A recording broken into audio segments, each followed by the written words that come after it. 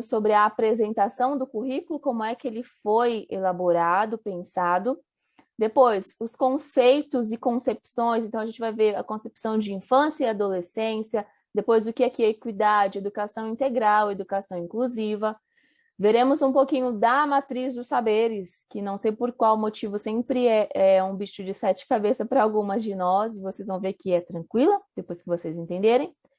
Como que se dividem os ciclos de aprendizagem no ensino fundamental? E, por fim, como que acontece, como que é olhada a avaliação dentro da aprendizagem, certo? Vou só abrir um parênteses, a partir de hoje, para quem está participando do desafio, começa hoje o nosso desafio, tá bom? Então, vocês precisam aí tirar uma fotinho e tal, e fazer a marcação lá no Instagram, para eu saber quem é que está participando e saber quem eu coloco nos sorteios depois. Então, olha só, a apresentação do currículo. Vocês sabem que a nossa Base Nacional Comum Curricular é a nossa base.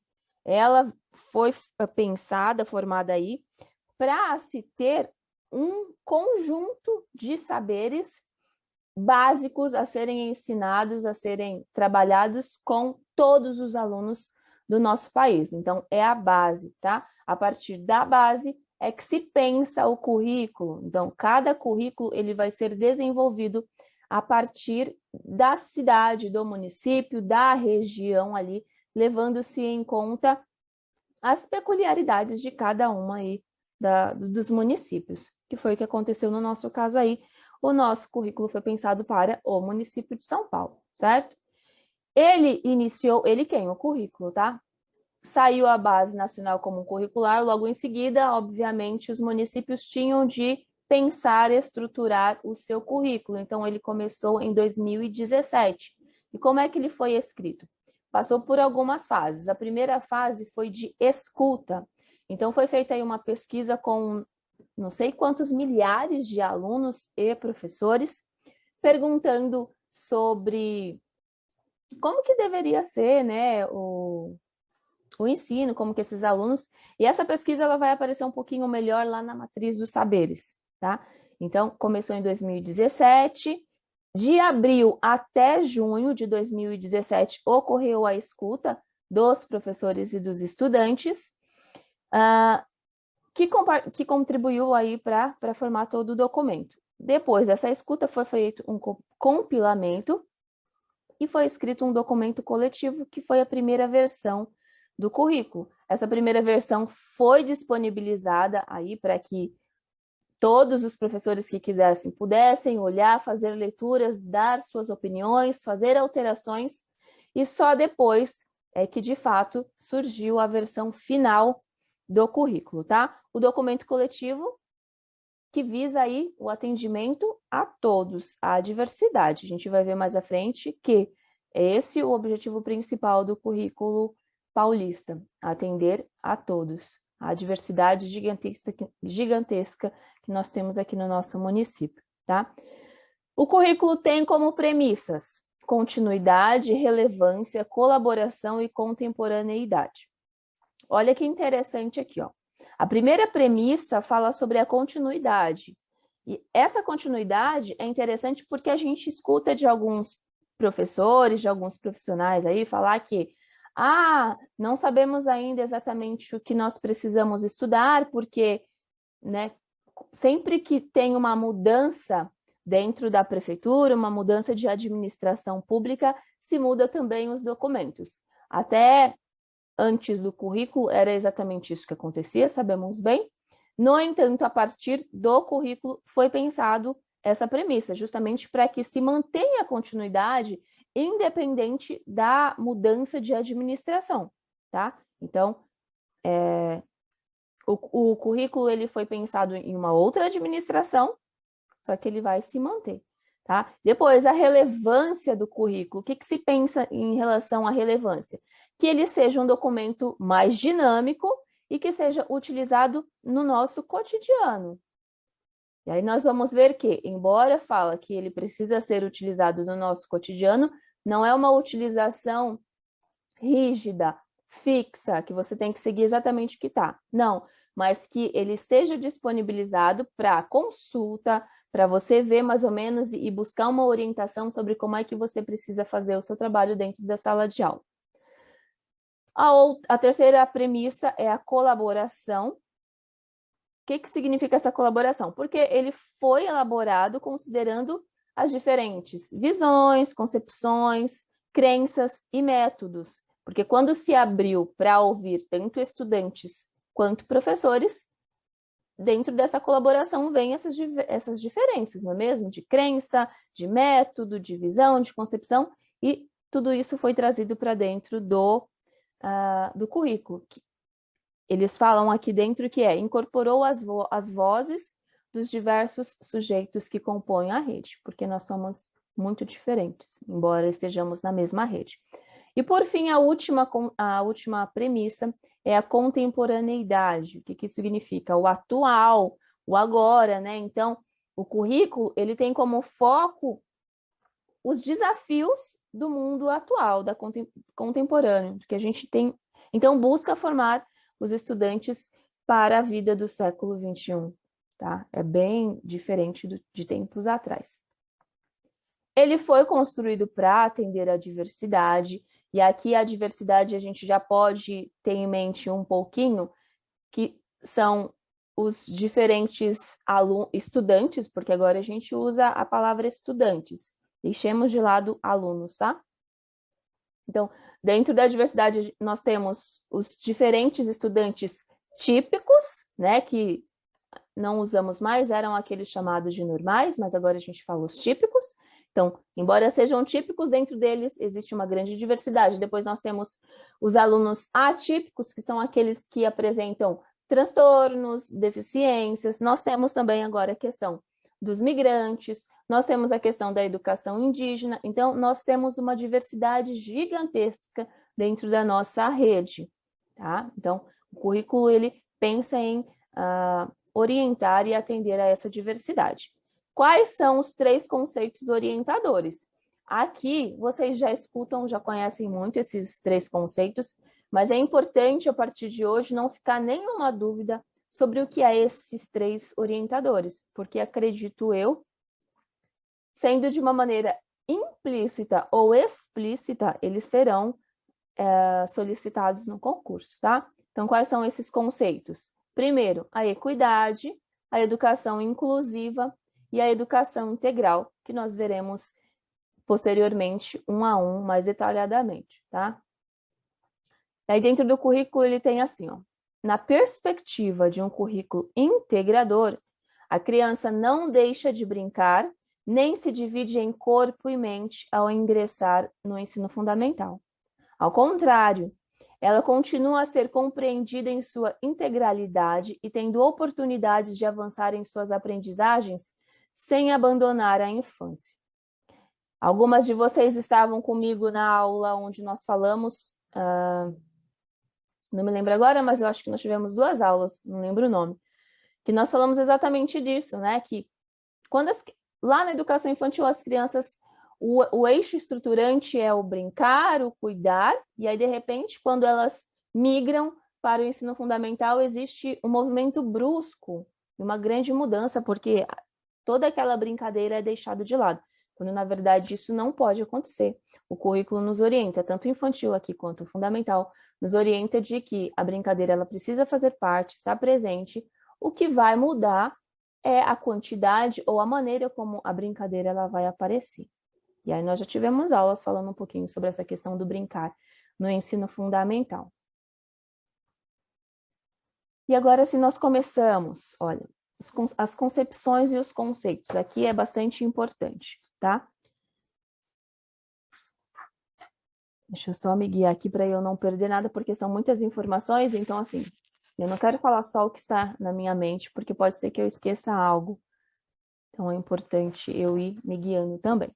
Uma outra coisa que eu quero falar antes de começar essa parte da concepção aqui ainda na apresentação, é o seguinte: todo o currículo, ele foi organizado em 3 ciclos, que nós vamos ver mais para frente: alfabetização, interdisciplinar e autoral. Além desses ciclos, também ele abrange a matriz dos saberes, que veremos também, as ODS, que são os Objetivos de Desenvolvimento Sustentável, que está casadinho com a matriz dos saberes, os eixos estruturantes, e aí, quais são os eixos estruturantes? A gente fica pensando quais são as palavrinhas-chave, porque lá na educação infantil nós temos duas, né? Só que aqui no ensino fundamental, a gente vai ver que já não tem essas palavrinhas, porque os eixos estruturantes são exatamente os objetos de conhecimento e os objetivos de desenvolvimento e aprendizagem que vão ocorrer dentro de cada componente curricular.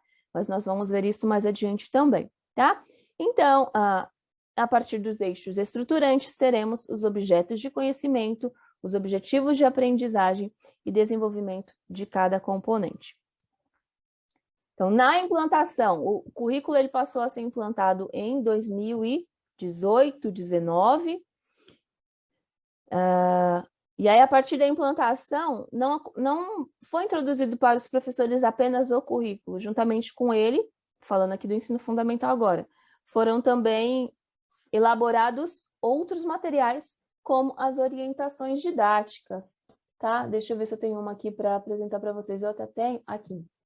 Então, são livrinhos que explica, ó, cada componente curricular, como que deve ser trabalhado. É muito interessante e ajuda de verdade a nós, professores. Porque no currículo em si, a gente vai encontrar, e nós veremos mais adiante, nós encontramos quais são os objetos de conhecimento a serem trabalhados e quais são os objetivos. Pronto.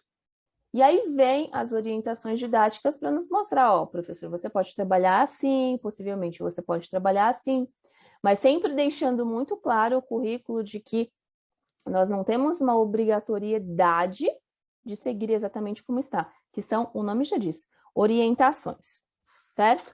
E além das orientações didáticas, os materiais também para os alunos que foram formulados, materiais quais são esses?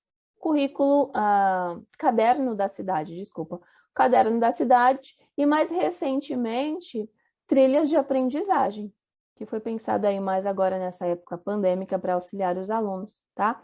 E dentro das unidades educacionais, a formação continuada dos professores, que devem ocorrer lá na GEIF, e fora da unidade educacional, as formações disponibilizadas pela própria SME, justamente para pensar nessa implantação de fato mesmo do currículo dentro da escola e principalmente dentro da sala de aula. E aí sim, a gente chega aqui agora, desculpa, na concepção e nos conceitos. Então, o currículo, a primeira concepção que ele decide nos trazer é essa concepção de infância e adolescência, tá? Primeiro eu vou ler um trechinho aqui para vocês, muito interessante, olha só. Na verdade eu já li, que é essa daqui, ó, tá? Coloquei antes. Então, concepção de infância e adolescência, ela parte do que nós encontramos dentro do ECA. ECA é esse que nós já temos aula disponibilizada aqui na plataforma, que é a lei número 8690 de 8069, desculpa, de 90, 8069 de 90, que é o ECA. Então, dentro do ECA, qual é a concepção que nós temos de infância? Primeiro, a infância, ela ocorre dos 0 anos aos 12 anos de idade completos. Neste intervalo, você tem aí a infância. Dos 12 anos aos 18 anos, nós temos a adolescência, tá? Então, é importante porque às vezes fica aquela dúvida, mas é infantil ou não é infantil? Até os 12 anos. 12 anos, na verdade, não, até 11 anos, 11 meses e, sei lá, 30 dias, alguma coisa assim que eles falam, tá? É considerado infância e depois dos 12 aos 18, a adolescência. O que acontece? Temos também aí o artigo 4º do ECA, nos lembrando uma informação que nós falamos muito, inclusive nos simulados que nós fizemos aí semana passada, que diz a seguinte, ó, é dever da família, da comunidade, da sociedade em geral e do poder público assegurar com absoluta prioridade a efetivação dos direitos referentes à vida, à saúde, à alimentação, à educação, ao esporte, ao lazer, à profissionalização, à cultura, à dignidade, ao respeito, à liberdade e a convivência familiar e comunitária, tá? Então, o artigo 4º vem para corroborar aí essa questão tanto na infância quanto na adolescência. E o currículo ele diz o seguinte: essa lei, que é o ECA no caso, define que a criança e o adolescente, elas usufruam de todos os direitos fundamentais inerentes à pessoa humana e devem ter acesso a todas as oportunidades e condições necessárias ao seu desenvolvimento, tanto físico, mental, moral, espiritual e social. Então, o que advém desse artigo 4º aí, tá? No entanto, o currículo, ele nos lembra o seguinte: você tem uma concepção de infância, você já sabe o que é infância, de 0 a 12 anos, e adolescência de 12 a 18 anos. No entanto, embora exista aí algumas características comuns dentro dessas crianças e desses adolescentes, essas etapas, elas não são homogêneas, não são iguais. Não tem como nós trabalharmos pensando em uma única concepção de infância e em uma única concepção de adolescência. E aqui, inclusive, a gente pode relembrar o que nós nos encontramos lá na normativa 1 de 2013, avaliação na educação infantil, aprimorando olhares, porque lá a gente tem um pouquinho mais detalhado essa questão de concepção de infância, de adolescência, e a gente entende e aprende lá que, embora tenha essas características comuns, cada infância vai acontecer a partir do contexto que aquela criança está inserida, a partir do contexto escolar que aquela criança está inserida. Então, é preciso tomar este cuidado. No mais, o currículo ele diz o seguinte: são diversas especificidades, né, diversas peculiaridades, porque a gente, como já falou, existe uma grande diversidade dentro do nosso município, e por conta dessa grande diversidade, a gente tem aí as leis 10.639 de 2003 e a lei 11.645 de 2008, que alteraram a LDB, nós já vimos, e essas leis, elas falam sobre o quê? Sobre o ensino das manifestações culturais, então da cultura tanto afro-brasileira quanto da cultura indígena, tá? E agora vai olhar um pouquinho também para a questão dos migrantes. Claro que essas leis aqui, elas não tratam sobre os migrantes, tá? Elas tratam sobre o ensino da cultura afro-brasileira e indígena, porque fazem parte da nossa história. E a bem na verdade é que até tempos atrás era deixado de lado. Então agora alterou-se a LDB, essas leis são muito importantes e elas precisam ser olhadas com atenção para se trabalhar e trazer a diversidade, atender a diversidade dentro das escolas. E aí nós vamos ver também que tudo corrobora para a educação inclusiva, para a educação integral, e essas duas norteadas por uma educação com equidade, tá? Então, o que o currículo ele objetiva para os estudantes? Então, o que ele pensa, o que ele quer trazer para esses estudantes de fato? Então, ele fala o seguinte, que quer orientar os estudantes, né? Quer trazer questões das mídias, porque nós sabemos que a mídia agora, não agora, né, mas as coisas vão avançando de tal modo que tudo fica muito escancarado, as crianças, os adolescentes têm acesso a tudo, e a mídia, em geral, consegue moldar, pensar como que quer fazer com que todos nós, na verdade, pensemos e funcionemos dentro da sociedade. E aí, então, em relação à mídia, para ter um olhar um pouco mais crítico, em relação ao consumismo, que advém também dessa questão da mídia, formas de violência, porque a violência não é simplesmente o bater, mas existem outras formas de violência. E isso precisa ser mostrado para os estudantes, assim como a devastação ambiental, né? Um grande problema que o nosso planeta vem enfrentando, e isso vai ficar muito mais claro lá na matriz de saberes, quando eu apresentar para vocês, e vocês verão aí alguns objetivos, certo? Então, agora, concepção de currículo. como é que o currículo ele é olhado? Primeiro, não são plurais. Desculpa, são plurais. Como assim eles são plurais? Então, é fruto de uma construção cultural que reúne diversas perspectivas e muitas significações, produzidas a partir dos contextos, interesses e intenções que permeiam a diversidade dos atores e das ações que acontecem dentro e fora da escola e da sala de aula. Então, aqui, quando fala que o currículo ele é plural, é justamente o escutar, enxergar o estudante que se tem dentro da escola, tá? Então, o currículo, ele resultou da BNCC, e aí nós sabemos, o currículo ele vai dar base para o nosso PPP. E a partir disso, por isso que ele é plural, porque precisa olhar a diversidade que se encontra dentro das escolas, das unidades educacionais. Depois, são orientadores. Esse nome é importante, são orientadores. Então, não é algo definitivamente a ser seguido a qualquer custo. Não, mas vem para orientar a nossa prática mesmo e mostrar os caminhos que devem ser seguidos, tá? Aqui um trechinho para vocês, olha só. O currículo, ele não oferece todas as respostas. Isso é importante, porque tem gente que, né?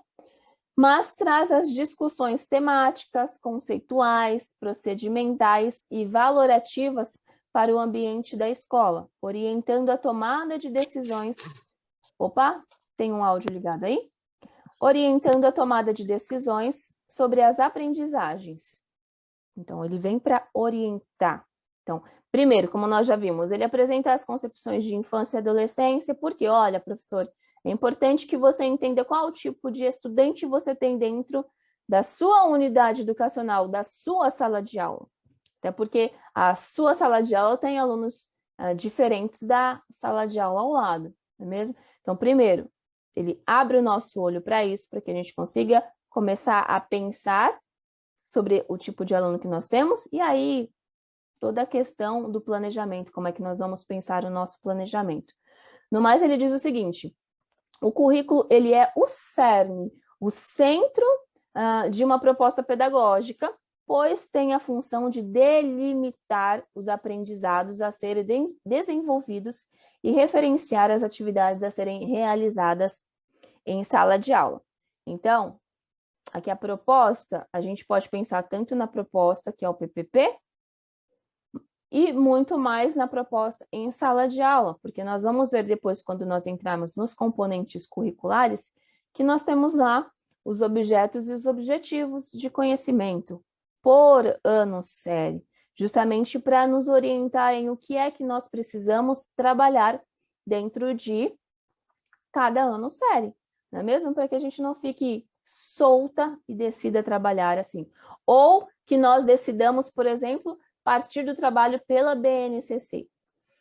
Eu já vi algumas colegas professoras me perguntando como montar a aula a partir da BNCC.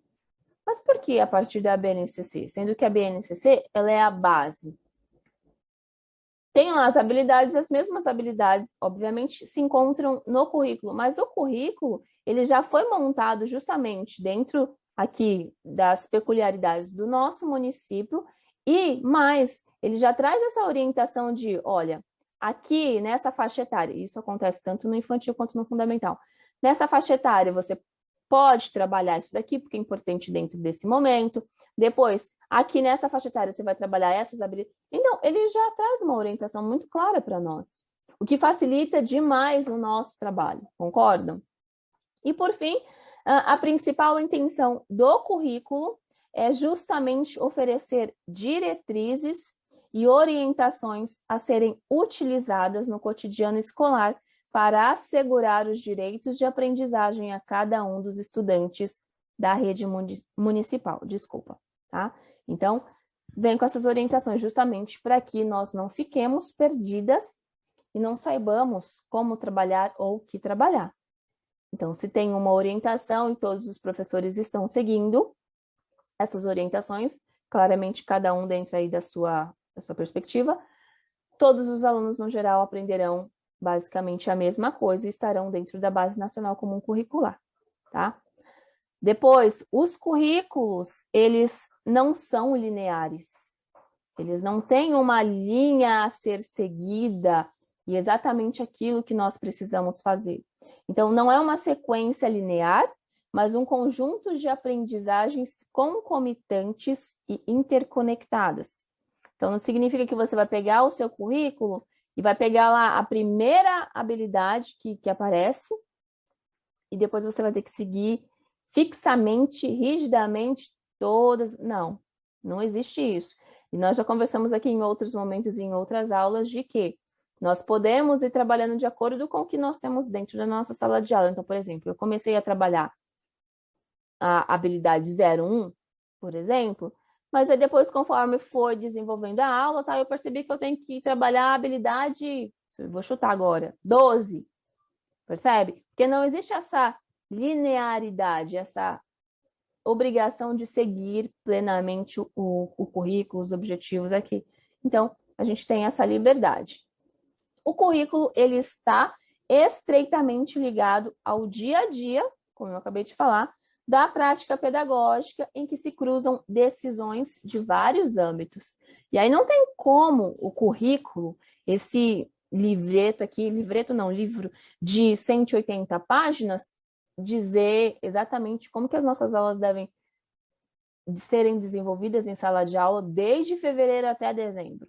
Não, é impossível abarcar todas essas informações, justamente porque o município de São Paulo é muito grande, são concepções muito diferentes, regiões dentro de São Paulo muito diferentes, então ele só traz essas orientações, certo? E aí, ao longo do nosso dia a dia, do que vai acontecendo, de tantos elementos que vão se levantando, nós, professores, temos aí de ter a capacidade, a habilidade de conseguir moldar as nossas aulas, enfim. E não só os professores, veremos mais adiante também a gestão como um todo, tá? Depois, o currículo são processos permanentes e não um produto acabado. Então, não é que o currículo, existe esse currículo aqui agora e pronto, acabou, é isso que vai existir, nunca mais vai mudar. Não, está sempre mudando, sempre melhorando, tá? Tanto é que foi feita a primeira versão do currículo e, se não me falha a memória, ano passado saiu uma segunda versão, né, a versão atualizada, justamente porque quando o currículo ele foi implantado, algumas observações foram feitas, então decidiram trazer essas observações para dentro do currículo. Então ele sempre vai melhorando, não é acabado, né? Não é, ele é permanente, então vai acontecendo sempre. É um processo e não um produto, é uma prática constante em deliberação e negociação. Então, ele não pode ser visto como algo posto e imutável. Já foi esse tempo e a gente já sabe disso, né? Não tem como. E aí depois, os professores, eles são protagonistas nesse processo aí da implantação do currículo e nessa concepção de currículo também. Já vieram me perguntar algumas vezes sobre o professor também é protagonista na educação, porque agora falam que os alunos são protagonistas, isso na educação infantil, né? Os estudantes são os protagonistas. Mas como assim? Ambos são protagonistas nesse processo de aprendizagem e a gente não pode esquecer disso, tá? Mas, nesse ponto aqui do currículo, os professores, eles são protagonistas mesmo. Por quê? Porque são eles que estão ali dentro da sala de aula, planejando, contextualizando e dando sentido às aprendizagens que precisam ser desenvolvidas em sala. Porque a gente tem, por exemplo, um objeto de conhecimento a ser trabalhado em sala de aula, mas se não é o professor lá, olhando o seu estudante, sabendo qual é a concepção que ele tem ali, qual o contexto que ele está inserido, pode ser que ele não consiga fazer com que esse objeto de conhecimento, esse conteúdo, faça sentido para o estudante dele. Então, percebe como que, nesse caso, nós somos protagonistas dentro do currículo? No mais, a gente consegue ter uma relação, estabelecer uma relação com os nossos estudantes, e isso vai nos ajudar no processo de ensino. E, por fim, o currículo ele precisa ser centrado nos nossos estudantes. Isso a gente já sabe, acontece na educação infantil e vai acontecer aqui também no ensino fundamental. Tudo precisa partir do nosso olhar para o nosso estudante, tá? Então, nesse processo de protagonismo, a equipe gestora, ela precisa articular com os professores da mesma área. Então, estamos falando de EMEF agora, tá? A gestão ela precisa pensar que ela precisa articular, pensar em momentos, aqui a gente pensa em formação, para que os professores de componentes curriculares diferentes possam socializar e conversar, de componentes da mesma área possam sentar e conversar, e mais, quando a gente pensa aqui, no ciclo, nos anos iniciais, que é o nosso caso, seja alfabetização, seja o interdisciplinar, é preciso que os planejamentos sejam feitos com um grupo de professores. Então, são 3 salas de educação, de alfabetização. Então, o planejamento seria interessante que fosse feito exatamente por esses três professores. Claro que pode atender também aos demais professores de outros componentes, mas a base ali precisaria ser feita por esses 3 professores da alfabetização, assim como do ciclo interdisciplinar também, tá? Depois, centrado no aluno, o currículo ele deve garantir o que está posto nos marcos legais. Quando a gente fala de marcos legais, a gente tem aqui todas as leis, toda a legislação que fala sobre a educação, tá? Para mais, não se restringir apenas a formar estudantes no sentido mental e lógico das aprendizagens, ou seja, ainda acontece hoje, nós temos aquela preocupação, por exemplo, de língua portuguesa, de ensinar a gramática por si só. O aluno tem que entender o que é substantivo, o que é adjetivo. E aí a gente fica só nessa questão mental, essa questão lógica. E o currículo ele nos diz que precisa ir além disso, para mais. Ou seja, trabalhar a função social, o olhar integral. Então, para que eu preciso, por exemplo, da linguagem, da língua portuguesa na minha vida social? Por que eu preciso saber o que é um substantivo? O que o substantivo ele vai diferenciar na minha construção de um texto, por exemplo? Isso precisa estar claro nas nossas cabeças para que nós consigamos deixar isso claro para os nossos estudantes. Então, não somente o ensino mental e lógico, mas, além disso, a função social, certo? Então, o currículo ele diz o seguinte, que nós precisamos responder a desafios históricos como a garantia da qualidade e da equidade na educação pública. Então, quando se fala em centrar no estudante, é justamente isso. O contexto que ele está, e a partir disso, como é que você vai conseguir desenvolver e ensinar determinado objeto de conhecimento. Chegamos agora na concepção de educação integral.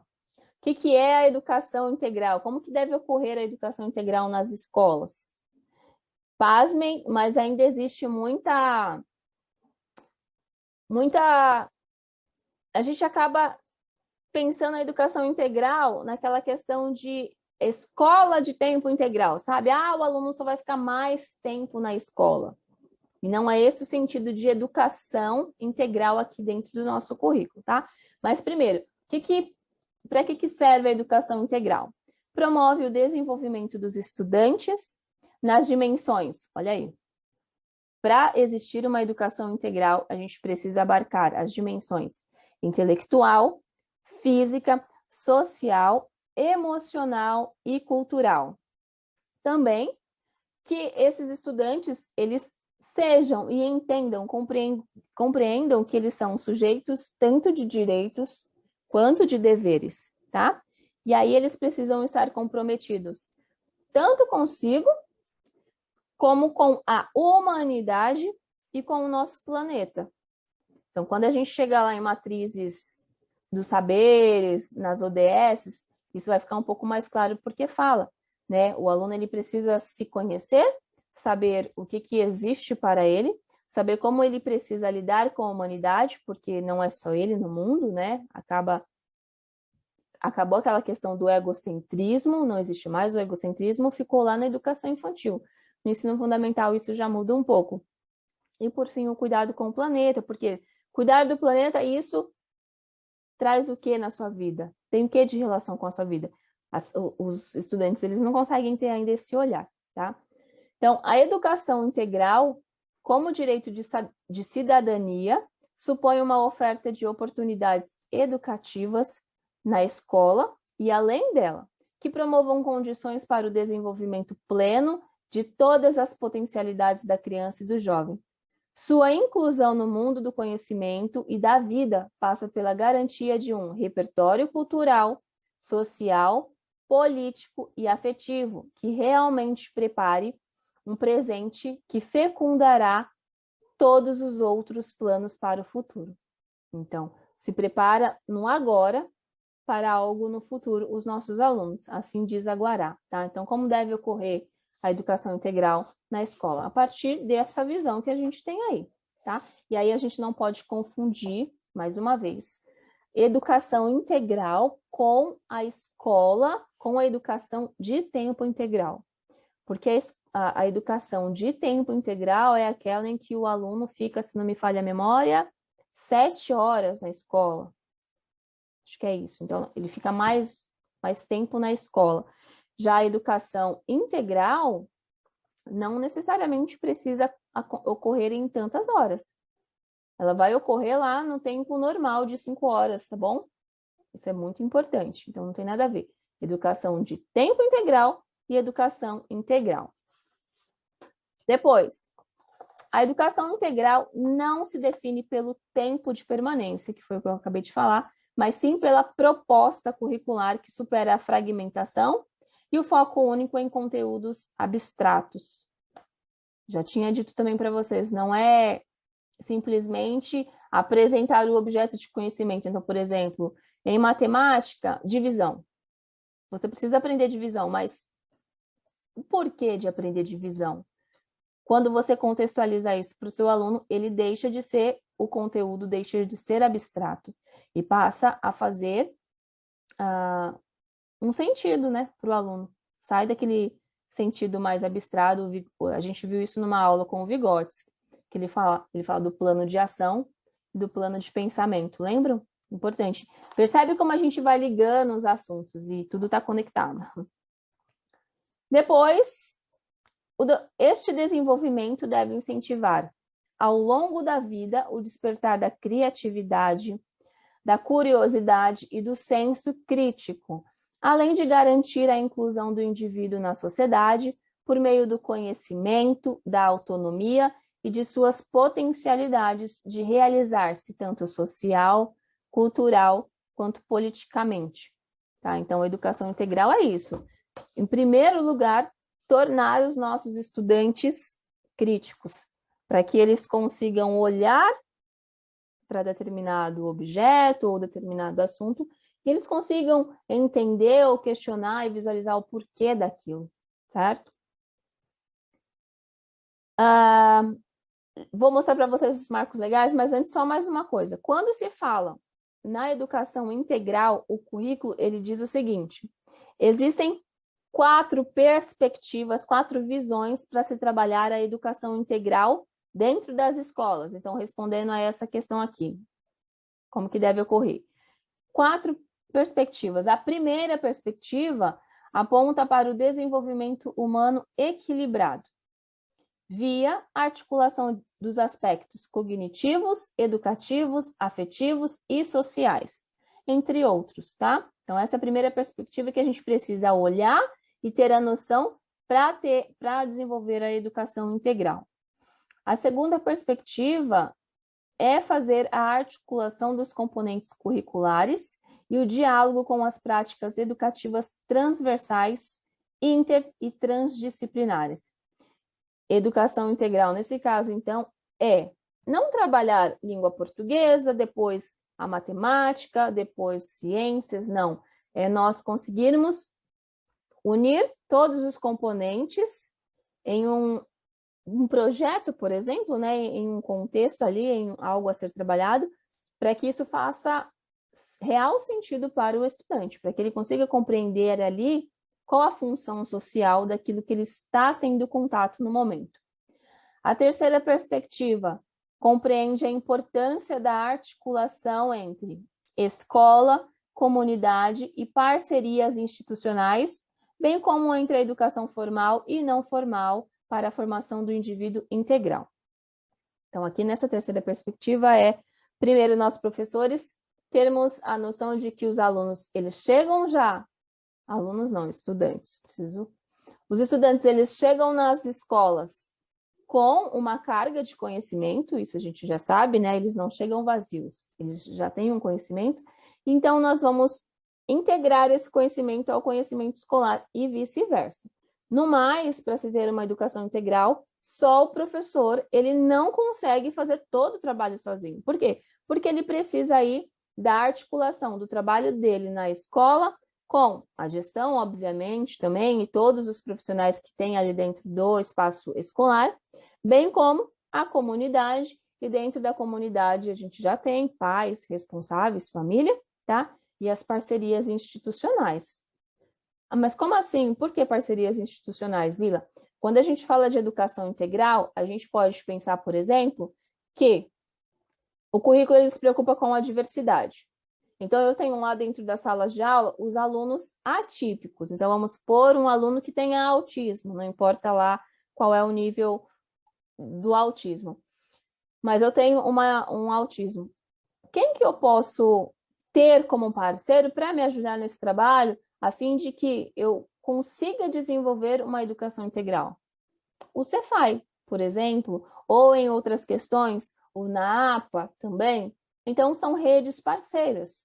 Fora outras redes aí que a gestão escolar pode ir atrás também, pode tentar conquistar, como universidades, enfim, tá? No currículo Povos Migrantes fala um pouquinho sobre essa questão das redes parceiras. Lá no Povos Migrantes é focado para essa questão de imigrantes, mas a gente consegue trazer aqui para a nossa realidade como um todo. Porque somente nós, em sala de aula, não conseguimos dar conta de tudo, ou só a escola não consegue dar conta de tudo. Então, boa coisa é que busquemos... Lila, desculpa interromper, me Sim. perdoa, o áudio ficou muito baixo. Muito baixo? É. Deixa eu ver. Melhorou agora? Ó, e agora? Não.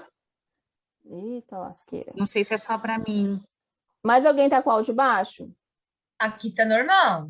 Aqui tá normal também. Não é só o meu, desculpa, gente. Eu vou tentar pegar o fone. Imagina, tudo bem. Aqui tá normal também. Obrigada, meninas.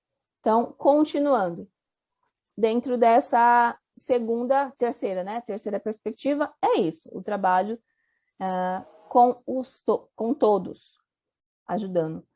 E a quarta perspectiva para a educação integral é defender a expansão qualificada do tempo que os estudantes passam na escola para a melhoria do desempenho escolar.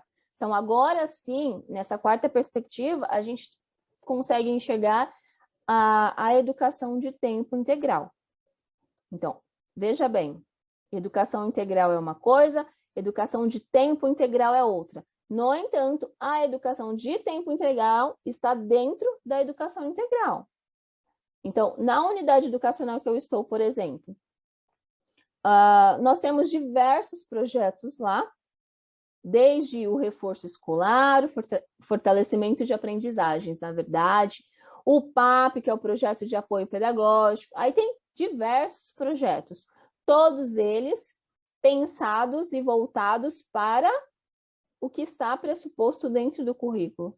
E por que desses projetos? Justamente porque os alunos estarão mais tempo dentro da escola, então estarão nessa educação de tempo integral, porque isso vai possibilitar que eles tenham uma educação integral, para que eles consigam evoluir, para que eles estejam ali dentro da equidade que o currículo nos orienta, tá? Então, é importante a gente conseguir entender isso. Essa é a quarta perspectiva. Então, todas as perspectivas, elas podem, tá, gente, sofrer influências de algumas peculiaridades.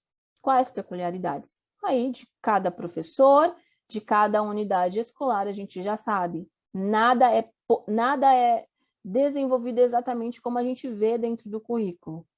Isso é muito importante de ficar claro para nós.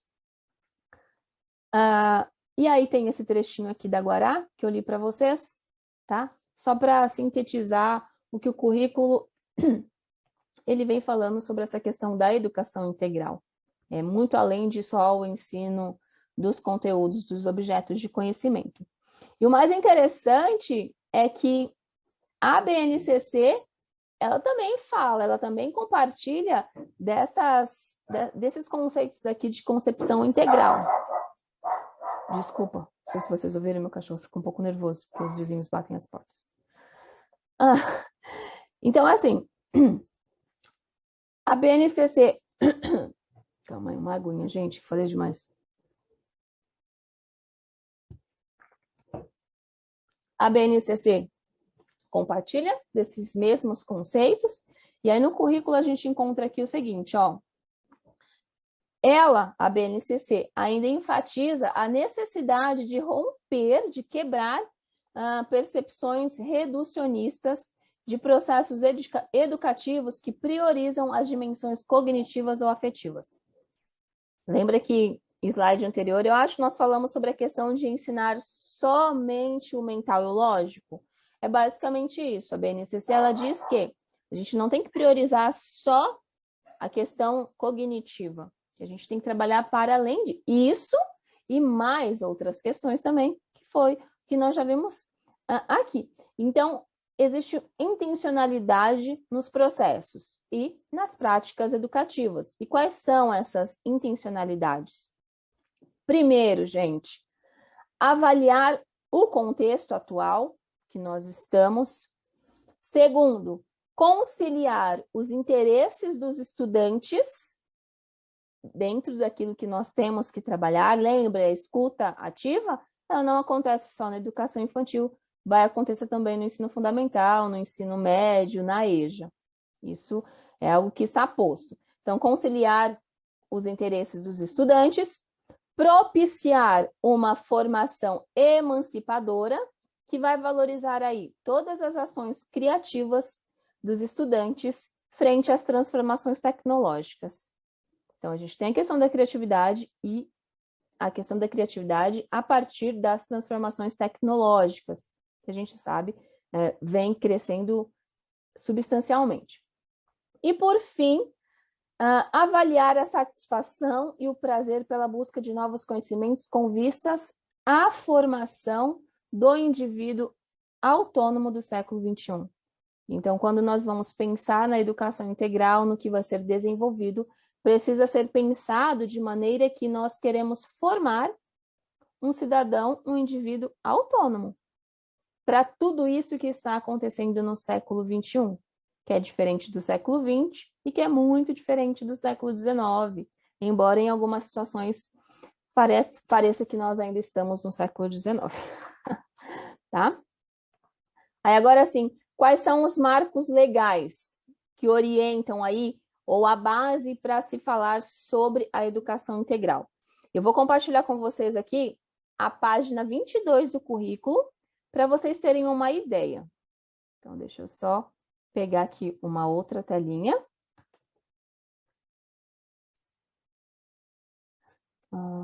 Opa, não. Só um minutinho. Aqui. Página 22. Eu decidi trazer o próprio currículo, porque aí é interessante a gente também partir dele mesmo, né? Aqui, conceito. Opa. Aqui. Vocês estão vendo?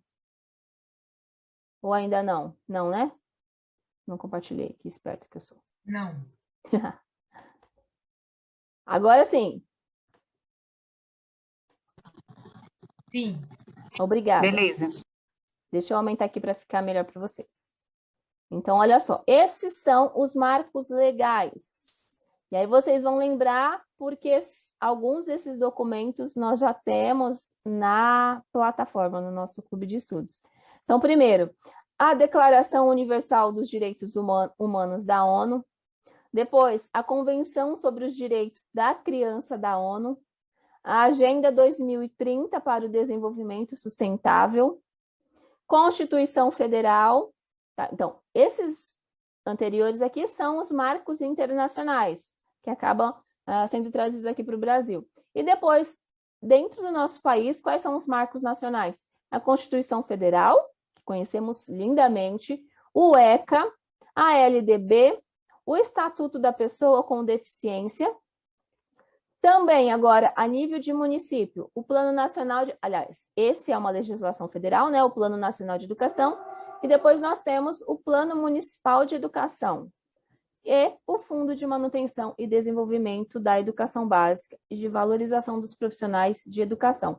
Então, todos esses marcos, todas essas leis, né, esses documentos, de alguma maneira, elas contribuíram para se pensar como que deve acontecer a educação integral. E mais, elas dão base para que, de fato, aconteça, tá?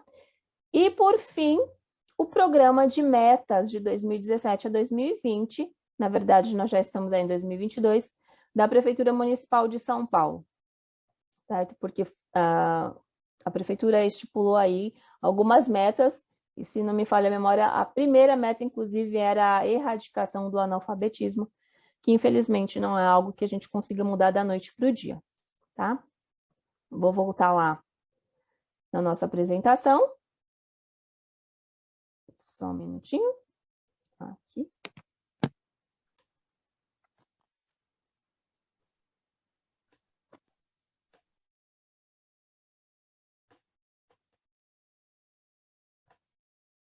Estão vendo a apresentação novamente? Sim? Sim. Obrigada, obrigada, vocês são muito gentis. Então, terminamos aí a concepção de educação integral. Partimos agora para o que é a concepção de equidade, tá? Aqui a gente não se prolonga tanto e vocês perceberam que eu nem coloquei nada porque vou fazer algumas explicações. Porque a educação, a concepção de equidade é aquela questão de nós possibilitarmos aos nossos estudantes uma educação a partir do que eles são, das características de cada um, tá? Então, o currículo, primeiro, aqui no currículo a gente tem o seguinte, ó.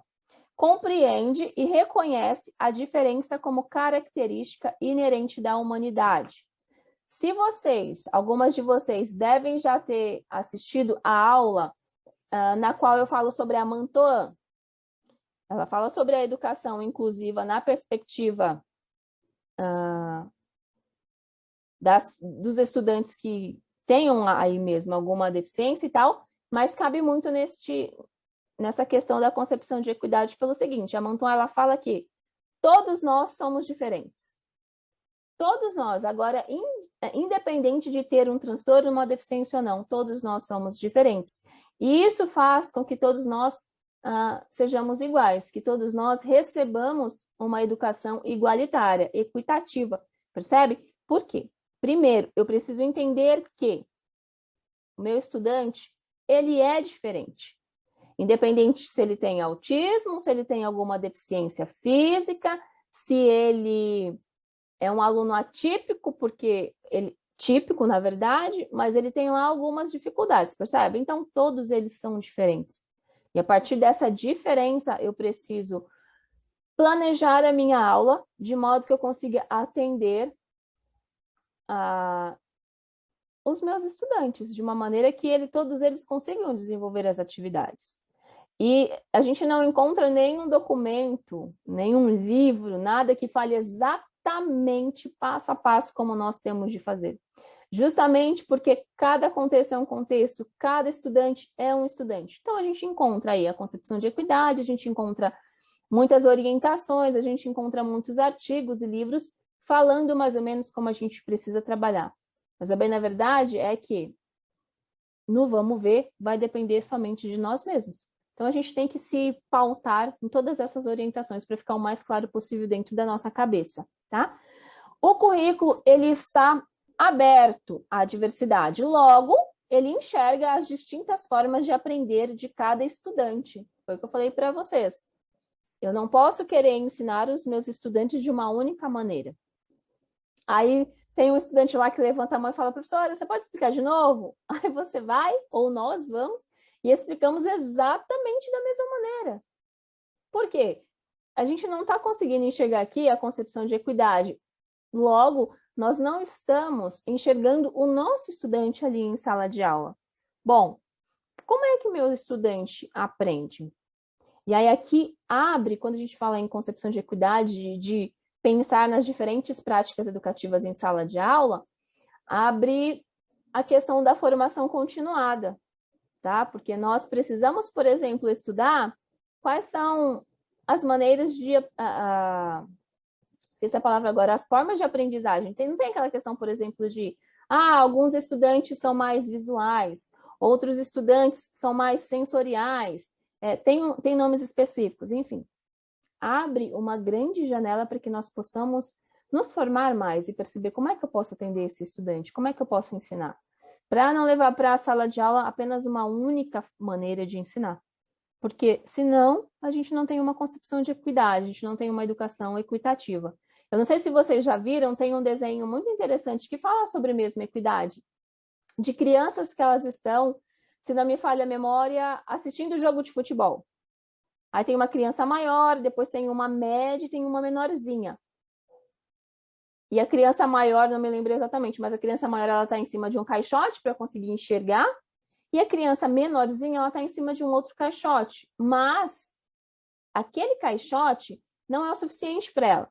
Então, foi disponibilizado um caixote para todos, uma educação para todos, no entanto, não se atendeu à especificidade daquele pequenininho. Porque aquele pequenininho, ele não precisava só de um caixote. Ele precisava de um caixote maior, ou de 2, 3 caixotes para que ele conseguisse enxergar. Vocês conseguem trazer isso para a educação? Tá? É isso que a gente precisa ter em mente quando fala de concepção de equidade. Olhar para os migrantes, por exemplo, tanto nacionais quanto internacionais. Então, a educação de equidade, a concepção de equidade, ela abrange essa questão também, de como é que nós podemos desenvolver as nossas aulas em sala de aula a partir dos diferentes alunos, dos diferentes migrantes. Porque nós já vimos, se vocês assistiram já o currículo Povos Migrantes, nós sabemos que nós temos os migrantes tanto nacionais, e aí podem ser de regiões diferentes, de estados diferentes, porque a gente sabe que existem grandes diferenças, e nós temos também os migrantes internacionais, de diferentes países. Então, como é que nós podemos ter uma educação equitativa? É fácil? Não, pelo amor de Deus, não é fácil, nós estamos muito aquém do que nós precisamos fazer, mas vamos dando um passinho de tartaruga, buscando sempre entender como funciona para fazer pequenas diferenças dentro das nossas aulas e tentar atender. Lembrando que isso nunca vai acontecer somente conosco. Somente o professor em sala de aula não consegue possibilitar uma educação equitativa, dependendo de todos os elementos que estão se levantando dentro da sala de aula da educação. Aí a gente consegue trazer aí aquela questão da gestão escolar, participar das parcerias também, para nos ajudar, certo? Mas é importante nós termos claro o que é a concepção de equidade, como que nós temos de levar para a nossa sala.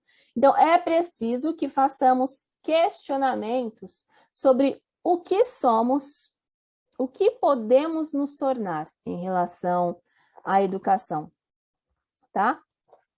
Para que a gente consiga aí propiciar aos nossos estudantes uma educação melhor, mais integral.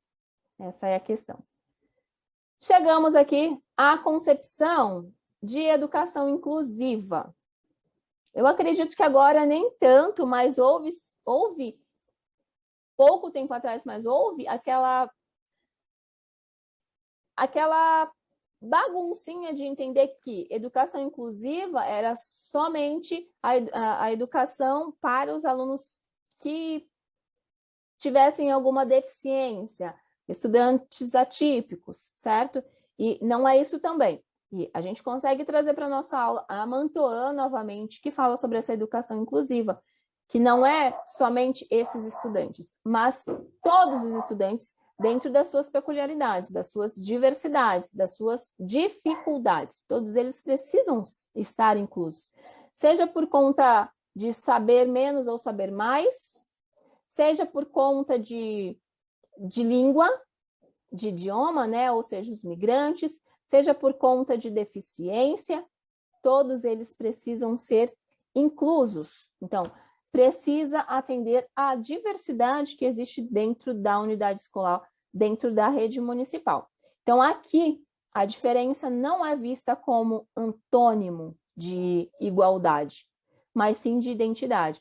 O que isso significa? Entender que, quando nós olhamos para o nosso estudante, nós o enxergamos e, portanto, nós conseguimos ver ali a identidade dele. Então, se eu tenho um aluno autista, é a identidade dele, é o que forma ele.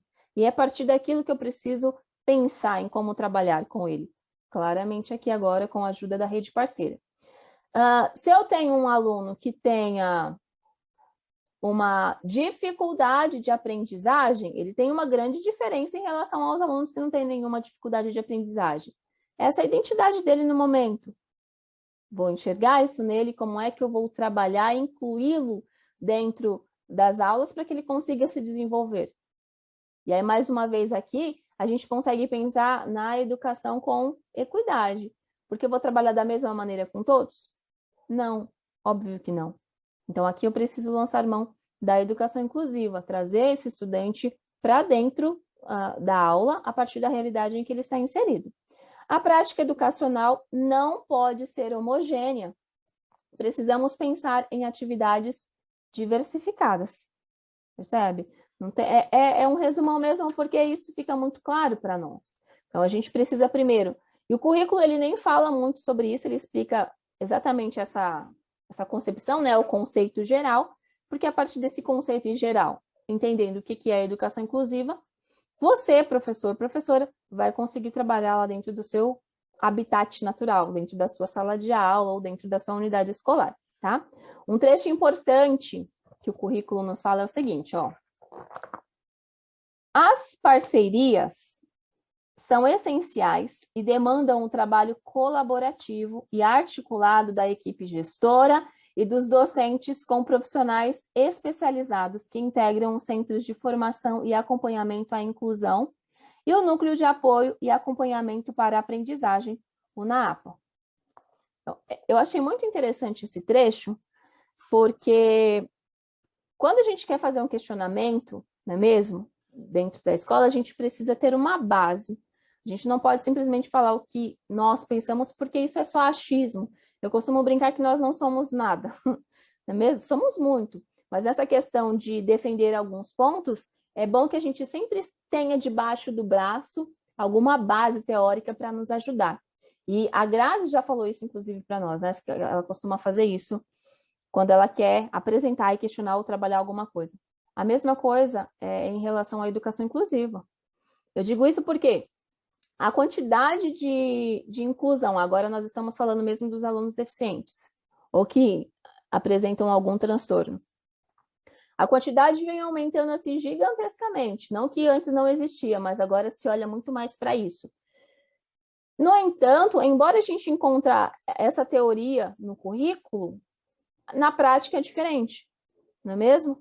Só que quando a gente sabe o que está na teoria, no documento, a gente pode botar embaixo do braço e ir lá na gestão questionar, porque agora a gente tem fundamentação teórica. Porque o currículo ele não nos orienta de como deve ser o trabalho. Então, se ele orienta e ele diz que precisamos ter redes parceiras, cadê? Pode ser que a gente reclame, questione e nada mude. Mas ainda assim, a gente precisa, né? A gente agora está amparado por um documento importantíssimo que é o currículo da cidade. Então, a gente não está simplesmente cuspindo palavras. A gente tem um embasamento, tá? Sobre essa questão da concepção inclusiva. na verdade, quando a gente levanta esses questionamentos, a gente acaba abarcando os 3 orientadores do currículo, que é a educação inclusiva, a educação integral e a equidade, porque eles estão entrelaçados, eles não acontecem separadamente, eles acontecem juntinhos. É impossível acontecer um e não acontecer o outro, certo? Então, olha só. Primeiro, a matriz dos saberes, ela foi pensada justamente para garantir as condições e as oportunidades necessárias ao acesso a uma formação que realize tanto para a vida pessoal quanto para a cidadania, tá? Então, a matriz dos saberes é isso. Lembra que no começo eu falei para vocês que foi feita uma escuta com milhares de estudantes e professores? E aí foi perguntado, nós vamos ver adiante aí, foi perguntado o que os alunos acham sobre participar de projetos, o que eles precisavam na escola, como que era mais fácil de aprender, o que eles achavam. Então, foram feitas algumas perguntas e com base nessas perguntas, nessas respostas, foi-se pensado aí na matriz dos saberes, tá? Justamente para atender, porque como é que se fala que nós temos de escutar o nosso estudante em sala de aula, sendo que o currículo não faz isso? Então, ele mostra aqui para nós que ele escutou também os estudantes, tá? Como é que foi escrita a matrizes? Quais são as referências? O que orienta a matriz dos saberes? Então, primeiro, tem como orientadores ou fundamentam-se em princípios éticos, políticos e estéticos. O que a gente lembra aqui? Diretrizes, né? Aqui nós temos as diretrizes curriculares nacionais que falam aí sobre os princípios éticos, políticos e estéticos. Por isso que eu falo, abrindo parênteses, que quando a gente estuda o currículo com atenção, a gente acaba estudando também os outros documentos, e a gente já tem uma base legal para conseguir responder tanto as questões objetivas quanto as questões dissertativas. Então, princípios éticos, políticos e estéticos. E aí, como que se dá os princípios éticos? Ó, os éticos, eles têm que promover o bem de todos, contribuindo para combater e eliminar quaisquer manifestações de preconceito e discriminação. No geral, é isso. Evitar que preconceito e discriminação aconteça. Depois, os princípios políticos. Política, né? Quando eu falo de política, embora eu não goste, eu sempre lembro do Paulo Freire, porque ele fala que dentro da escola existe política sim, tá? Então, nessa questão de princípio político, é o estudante saber que ele tem voz, que ele tem direitos e deveres, e que ele pode viver em sociedade. Como é que ele pode viver em sociedade? De uma maneira muito geral, é sobre isso que se trata aí os princípios políticos, tá? Depois que nós terminarmos as nossas aulas, essa aula, eu vou colocar para vocês também um outro videozinho em que eu falo um pouco mais sobre esses princípios, essas questões, para ficar como complementar para vocês e ficar bem claro, tudinho. E, por fim, os princípios estéticos. Nós tivemos até, eu acho que foi a última aula, que nós falamos algo sobre a estética nas nossas aulas, né? Que não é só aquela questão do bonito, eu acho que foi a Rose que falou das paredes todas cheias de baracundango.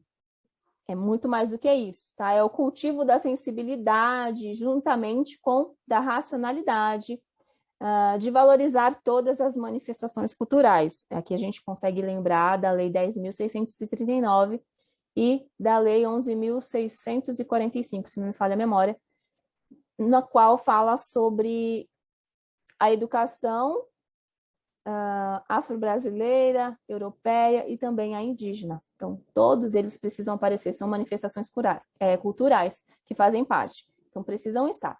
Depois, tem como fundamento também os saberes historicamente acumulados. Então, não é só o que nós temos agora, mas o que a gente traz de tempos anteriores. O que vem dando certo, a gente precisa manter, né? Que são os conhecimentos permanentes aí. Tudo que deu certo e que ajuda, a gente traz e coloca dentro aí da nossa atual conjectura, de como a gente está trabalhando, certo?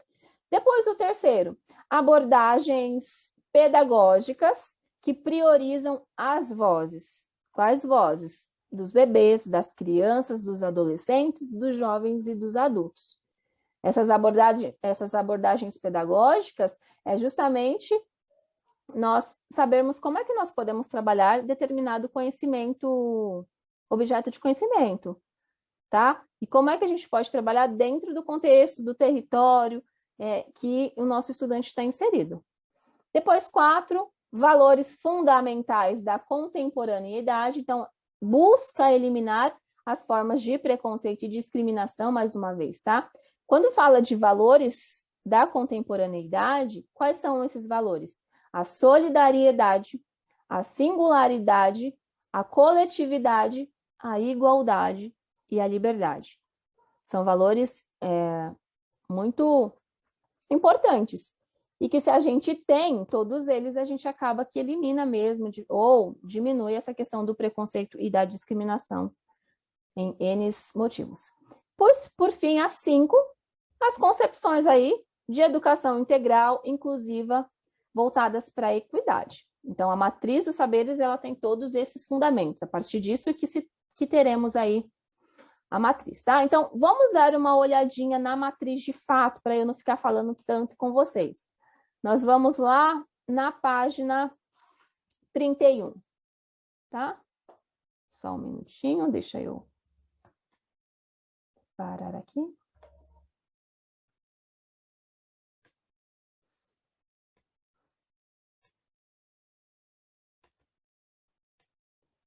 Estão vendo? Sim? Sim, Pro. Obrigada. Deixa eu achar a página 31. Matriz dos saberes. Vou diminuir.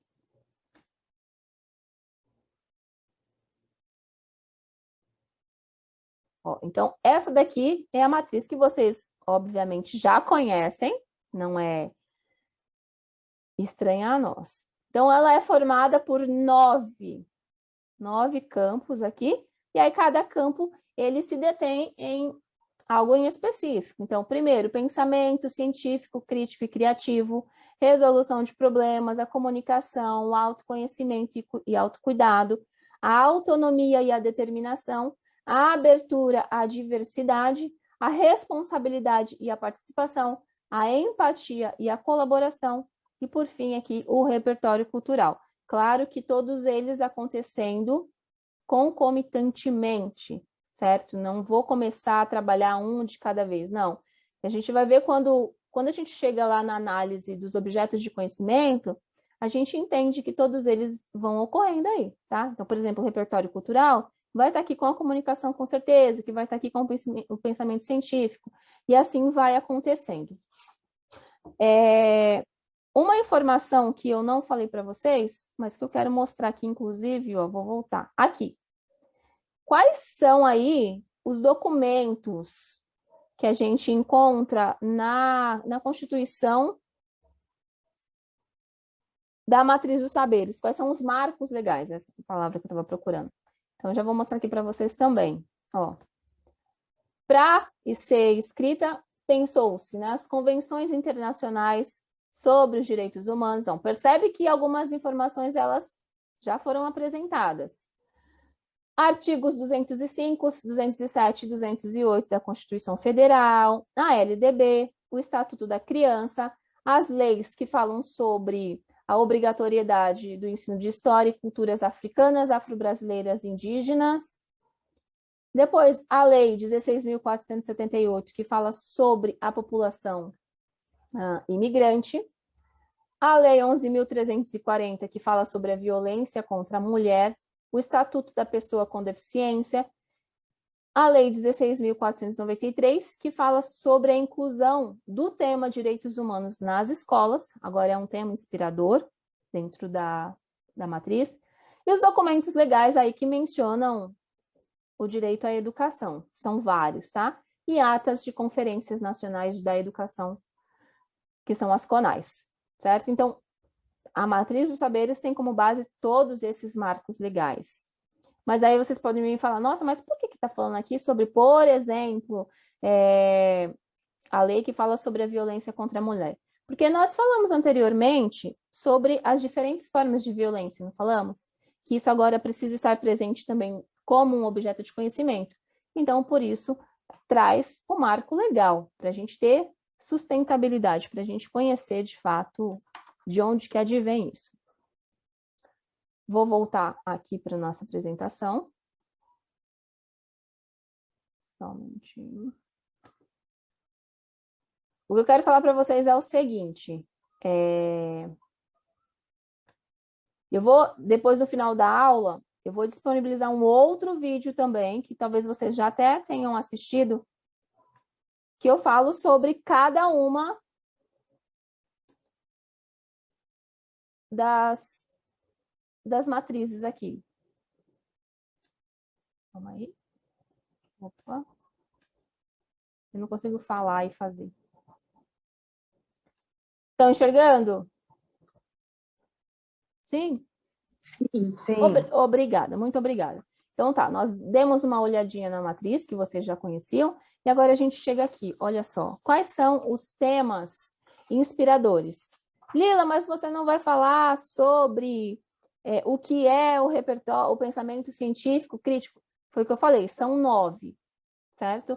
Nós não temos tempo para eu explicá-los novamente, então eu vou disponibilizar o videozinho para vocês assistirem, porque não muda nada, é muito tranquilo. Tudo bem? E vamos chegar aqui em quais foram os temas que inspiraram a nossa matriz. Então, quais são os assuntos que devem ser trabalhados e estão sendo trabalhados? Então, o meio ambiente, a desigualdade social e regional, a intolerância religiosa e cultural, abusos de poder, população excluída, avanços tecnológicos, política, economia, educação financeira e o consumo e a sustentabilidade. Esses são os temas inspiradores, né? A gente escuta por meio do Paulo Freire os temas geradores. Agora mudou um pouquinho, mas eu acredito que tem aí basicamente o mesmo objetivo. Temas inspiradores, certo? Então, são grandes temas que a gente sabe bem como que funciona, então eles são trabalhados de certa forma dentro do currículo por meio das matrizes curriculares. Claro que a gente não vai entrar nessa questão, mas quando a gente fala, por exemplo, onde que fala aqui? Não é exatamente aqui, mas tem uma parte exatamente que fala sobre a questão de gênero, que aí entra uma questão que para mim não tem nada a ver, mas fica para uma outra conversa, né? Nós veremos mais adiante. E a partir desses temas inspiradores, para que eles foram pensados? Para atender a um ensino integral, a matriz precisa estar de acordo com a sociedade atual, portanto, os temas são contemporâneos. Então, são todas as questões que nós temos atualmente, tá? E que são grandiosas. E a partir delas, desses temas, ao se pensar a matriz de saberes, foi feita aí um plano de ação. E esse plano de ação envolve, primeiro, os 5 P's, que o currículo chama de 5 P's, que são quem? São as pessoas, o planeta, prosperidade, paz e parceria, tá? Então, primeiro, as pessoas, para quê? Para garantir que todos os seres humanos possam realizar o seu potencial com dignidade e igualdade em um ambiente saudável. Em relação ao planeta, nós precisamos proteger o planeta da degradação, sobretudo por meio do consumo e da produção sustentável, bem como da gestão sustentável dos seus recursos naturais. Então, cuidar do nosso planeta e pronto. Prosperidade. Assegurar que todos os seres humanos possam desfrutar de uma vida próspera e de plena realização pessoal. Tem algumas coisas aqui que são bem utópicas, né, gente? Mas a gente gosta de ser utópico. Paz, promover sociedades pacíficas, justas e inclusivas, que estão livres do medo e da violência. E, por fim, a parceria, que é mobilizar os meios necessários para implementar esta agenda por meio de uma parceria global para o desenvolvimento sustentável. Aqui está falando da agenda de 2030, né? Veremos logo mais. E quais são os 17 objetivos? Porque aí nós temos 17 objetivos. Primeiro, erradicação da pobreza, Fome zero e agricultura sustentável, todas essas informações vocês têm no currículo, tá? Fome zero e agricultura sustentável, saúde, bem-estar, educação de qualidade, igualdade de gênero, água potável e saneamento básico, energia limpa e acessível, trabalho decente e crescimento econômico, indústria, inovação e infraestrutura, redução das desigualdades, cidades e comunidades sustentáveis, consumo e produção responsável, ação contra a mudança global do clima, vida na água, vida terrestre, paz, justiça, instituições eficazes e parcerias e meios de implantação. Então, esses são os 17 objetivos que estão propostos a serem trabalhados dentro da matriz de saberes. E como que ela se divide, a matriz? Eu não sei se vocês já chegaram a ver essa parte, porque agora a gente precisa pensar, e na verdade eu vou compartilhar com vocês a página 35 para ficar mais claro. Porque aí a gente tem a matriz bem separadinha. Deixa eu pegar aqui.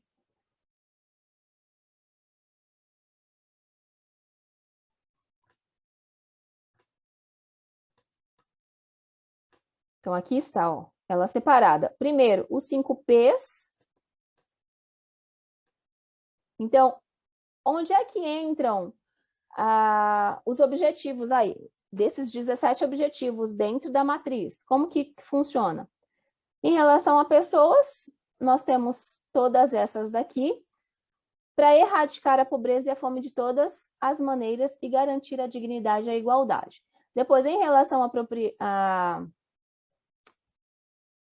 prosperidade, desculpa, nós já temos aqui esses objetivos, garantir vidas prósperas e plenas em harmonia com a natureza.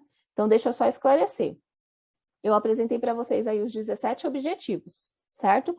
Esses 17 objetivos, eles são divididos entre pessoas, prosperidade, paz, parceria e planeta, que todos eles culminam aí no desenvolvimento sustentável, que são as ODSs. Então, são 17 objetivos nas ODS, e elas estão divididas assim. E aí, na paz, nós temos apenas esse objetivo, em parcerias, apenas esse objetivo, e no planeta, esses objetivos aqui. Grande maioria está aqui, na erradicação da pobreza e da fome, tá? Depois, a minha sugestão, eu vou deixar disponibilizado para vocês o currículo, para que vocês olhem com atenção e cuidado para olhar. E aí, eu volto lá na nossa apresentação. Opa. Só um minutinho.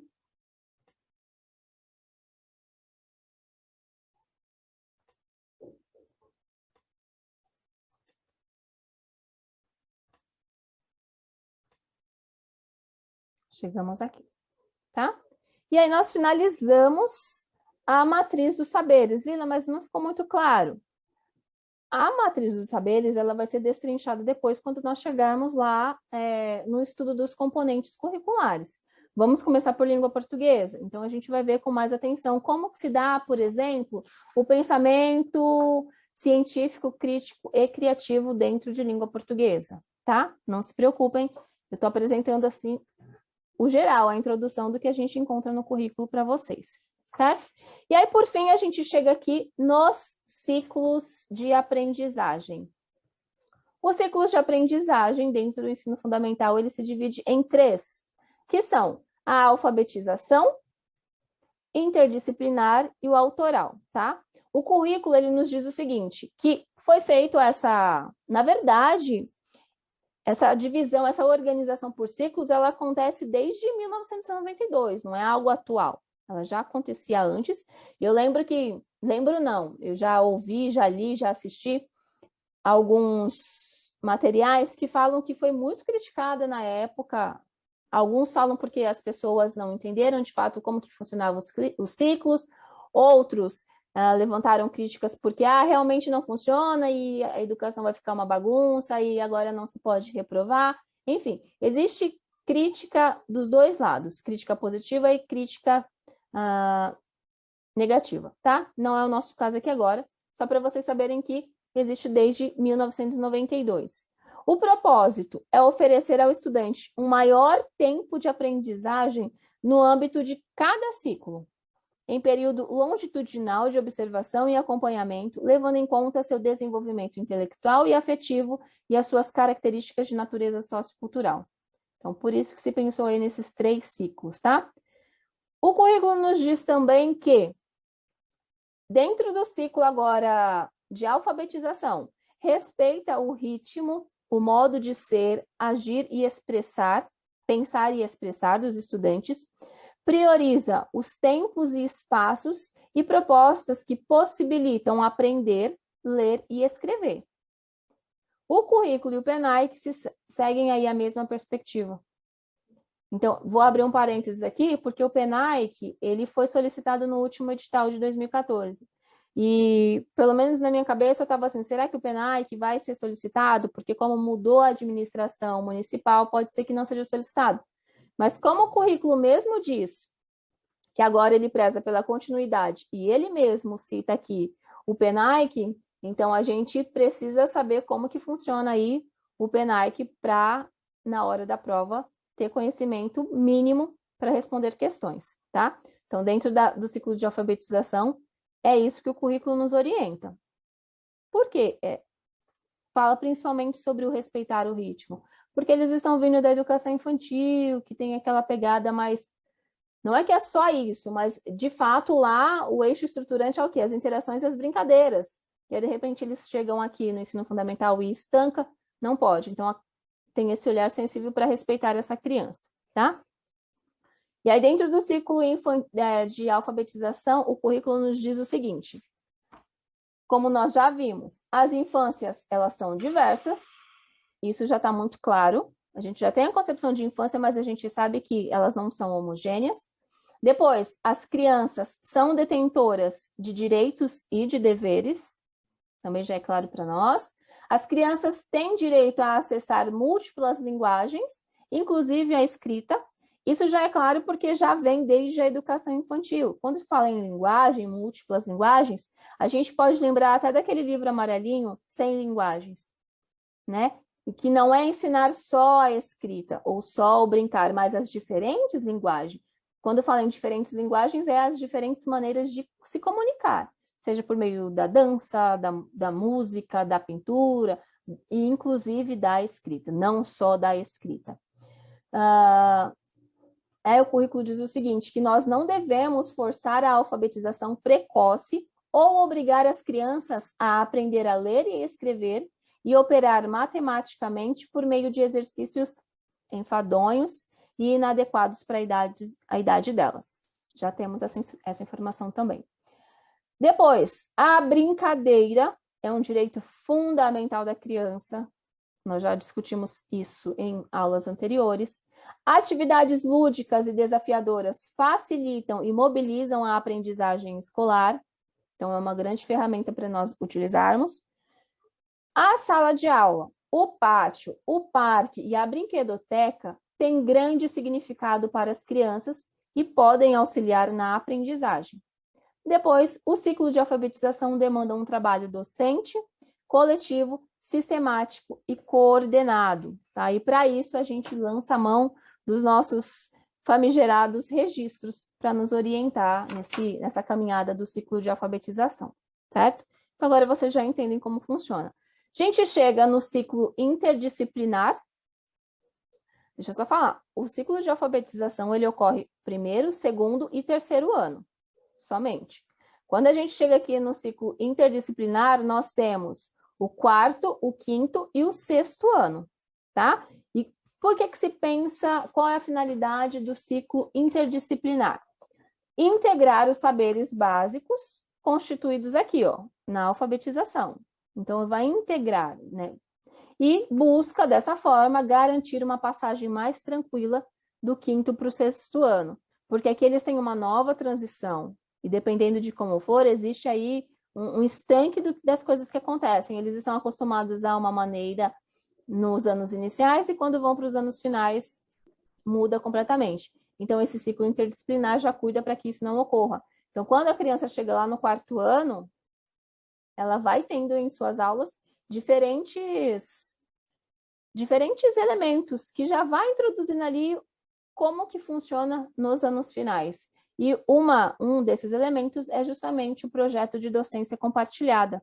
A docência compartilhada você tem nessas séries o professor regente, só que junto com ele, em algumas aulas, ele vai ter um professor específico, pode ser de história, pode ser de ciências, pode ser de língua portuguesa, e eles vão trabalhar juntos, porque é compartilhada, tá?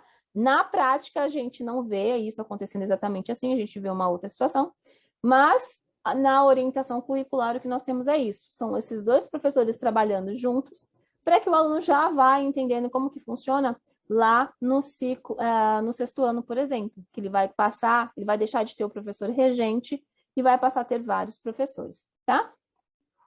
A ação Quando a gente fala aqui do projeto Docência Compartilhada, essa ação precisa estar dentro do projeto político-pedagógico e deve ser orientado pelo CP. Não é algo que acontece assim porque a gente quer, tá? Tem que estar previsto. E também a questão da interdisciplinaridade. Na verdade, a interdisciplinaridade já tem que ocorrer em todos os ciclos, não é mesmo? Mas aqui no ciclo interdisciplinar ele fica bem evidente, tá? E por fim, a gente chega no ciclo autoral. O ciclo autoral ele ocorre no sétimo, no oitavo e no nono ano. E tem como objetivo ampliar os saberes dos estudantes de forma a permitir que compreendam melhor a realidade na qual estão inseridos, explicitem as suas contradições e indiquem possibilidades de superação. Então, aqui, a criticidade, digamos assim, aumenta, ela se intensifica para esses estudantes, porque aqui já está querendo que eles enxerguem mais, para que eles olhem o contexto que eles estão inseridos e como é que eles podem se movimentar, o que eles podem fazer para mudar alguma coisa dentro da própria realidade. Entende? É isso, não aceitar e ficar lá. Não, já tem esse pensamento. E a partir dessa questão da criticidade, no ciclo autoral, os estudantes eles precisam elaborar os TCAs, que são os trabalhos colaborativos de autoria. É como se fosse um TCC, sabe? De faculdade. É isso que eles fazem, só que eles precisam partir de uma realidade que eles vivenciam. E aí eles precisam levantar o problema e buscar uma solução. E eles têm ali os professores orientadores ajudando nessa questão do trabalho do TCA. Por isso que se chama ciclo autoral, certo? E essa abordagem pedagógica tem como característica um papel ativo dos estudantes, uma investigação, leitura e problematização do mundo real que eles estão inseridos, e, por fim, eles devem elaborar uma proposta e realizar intervenções sociais, tá? É isso que acontece dentro dos ciclos, é muito curtinho só para vocês entenderem como que funciona. E, por fim, é o nosso último assunto, eu sei que eu já passei um pouquinho da hora, mas aqui vai ser rapidinho, eu prometo, tá? Não diria o mais importante, mas é também um grande elemento, um elemento muito importante dentro da nossa rotina docente, que é a avaliação e como funciona a avaliação e a aprendizagem, tá? Então, o que acontece? Eu vou mostrar para vocês aqui a página 60, para ficar mais claro como que ela é apresentada.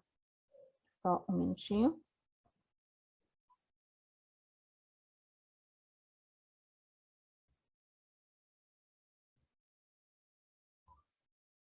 Ó, página 60.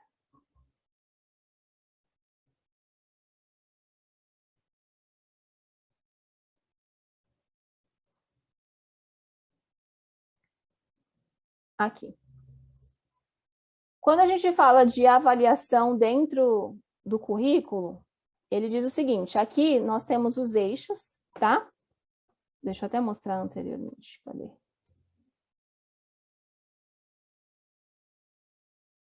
Opa.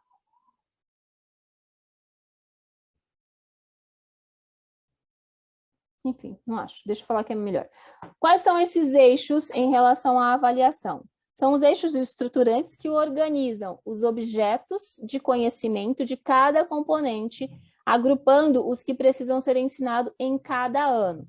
Calma, porque eu ainda vou explicar para vocês vou mostrar nas próximas aulas quais são esses eixos. Mas os eixos Eles vão aparecer lá dentro de cada componente, e aí separados por ano série. Então, no primeiro ano precisam ser trabalhados esses objetos. No segundo, aliás, no ciclo de alfabetização, esses objetos. No ciclo interdisciplinar, esses objetos. E depois, no ciclo autoral, os outros objetos, tá? Esses são os eixos estruturantes. Quando a gente fala de objetos de conhecimento, são os elementos que norteiam e orientam o trabalho do professor.